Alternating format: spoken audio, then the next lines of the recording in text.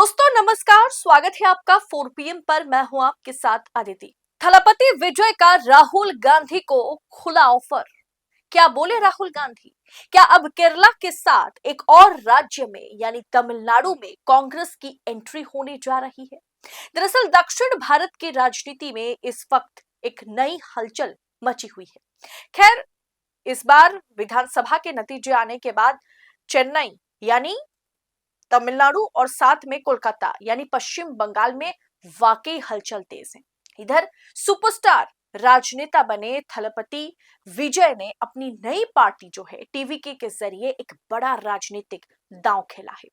चर्चा है कि विजय ने कांग्रेस को राज्य में सत्ता साझा करने का खुला ऑफर दिया है। दरअसल अंदर खाने से ये खबर निकल के आ रही है, तमाम मीडिया आउटलेट ने इस पर रिपोर्ट भी किया है कि थलपति विजय जो है वो कांग्रेस का समर्थन चाह रहे हैं सरकार बनाने के लिए। अब इस पर कांग्रेस के शीर्ष नेतृत्व यानी राहुल गांधी की प्रतिक्रिया भी सामने आई है। सबसे पहले आपको बता दें कि इतनी बम्पर सीटें पहली बार पार्टी बना करके कोई अभिनेता इस तरीके से रातों रात नेता बनेंगे, ये किसी ने कल्पना भी नहीं किया था। ये माना जा रहा था कि टीवी के या थलपति विजय के खाते में अच्छी खासी सीटें आएंगी, लेकिन ये 100 पार कर जाएगी ये पार्टी टीवी के, ये किसी ने नहीं सोचा था। अब दोस्तों, तो क्या तमिलनाडु में कांग्रेस अब सत्ता की हिस्सेदारी बनेगी? अपनी पहली बड़ी राजनीतिक रैली में थलपति विजय ने स्पष्ट कर दिया था कि वे गठबंधन के लिए तैयार है कांग्रेस के साथ। उन्होंने कहा था कि उन्होंने कांग्रेस जैसी राष्ट्रीय पार्टियों के लिए दरवाजे खोलते हुए पावर शेयरिंग यानी सत्ता में भागीदारी का फॉर्मूला पेश किया था। थलपति विजय का कहना था कि ये जो कदम है वो डीएमके के वर्चस्व को चुनौती देने के रूप में देखा जा रहा है। अब सूत्रों के अनुसार राहुल गांधी ने थलपति विजय के इस प्रस्ताव को पॉजिटिव वे में देखा है, लेकिन उन्होंने गठबंधन को लेकर के जल्दबाजी ना करने के संकेत दिए। यानी राहुल गांधी या मल्लिकार्जुन खड़गे इस समय थलपति विजय के साथ जल्दबाजी में गठबंधन करना नहीं चाह रहे हैं, लेकिन उनके ऑफर को पॉजिटिवली राहुल गांधी ने लिया है। राहुल गांधी का मानना है कि तमिलनाडु में पार्टी की मजबूती के लिए हर विकल्प पर विचार किया जाना चाहिए।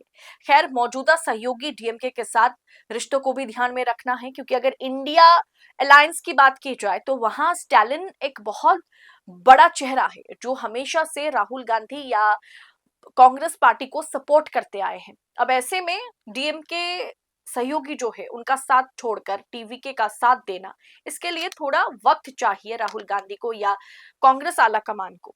अब दोस्तों, लंबे समय से तमिलनाडु कांग्रेस का एक धड़ा जो है वो राज्य सरकार में शामिल होने की इच्छा जता रहा है। डीएमके ने अब तक कांग्रेस को सत्ता में हिस्सेदारी तो नहीं दी। ऐसे में विजय का ऑफर राहुल गांधी के लिए एक बड़ी एक्सपोजर के तौर पर देखा जा सकता है। अब 2026 का इस बार का जो विधानसभा चुनाव है, खास करके बंगाल का और तमिलनाडु का, इसने चुनाव का समीकरण ही बदल दिया है पूरी तरीके से।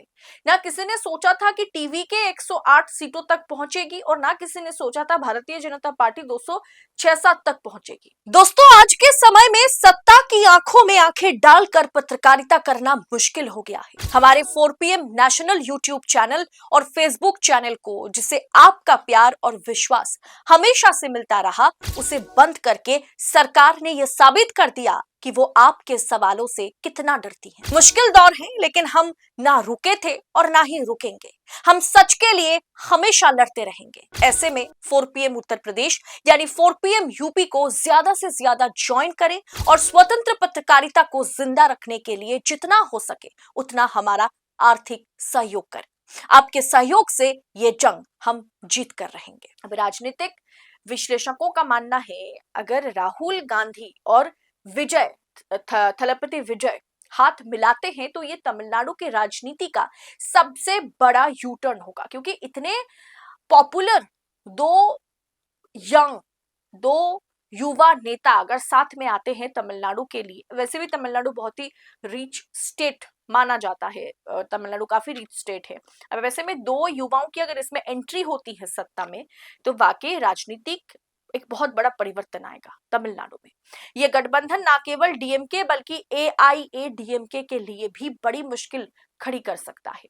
थलपति विजय की लोकप्रियता और राहुल गांधी का राष्ट्रीय कद मिला करके देखा जाए तो तमिलनाडु की राजनीति की तस्वीर बदल देगी। इसमें राहुल गांधी या फिर कांग्रेस आने वाले लोकसभा चुनाव के लिए भी तैयारियों में जुटे हुए होंगे और सोच रहे होंगे कि महज थलपति विजय की पावर कितनी है, कितनी पॉपुलैरिटी है, जनता ने उन पर महज एक कुछ समय पहले, चुनाव से कुछ समय पहले जिन्होंने पार्टी बनाई, उन्हें अगर इस तरीके की मैंडेट दी गई है तो सोचिए इसका फायदा लोकसभा चुनाव में कितना ज्यादा राहुल गांधी, कांग्रेस या फिर इंडिया अलायंस को जाएगा।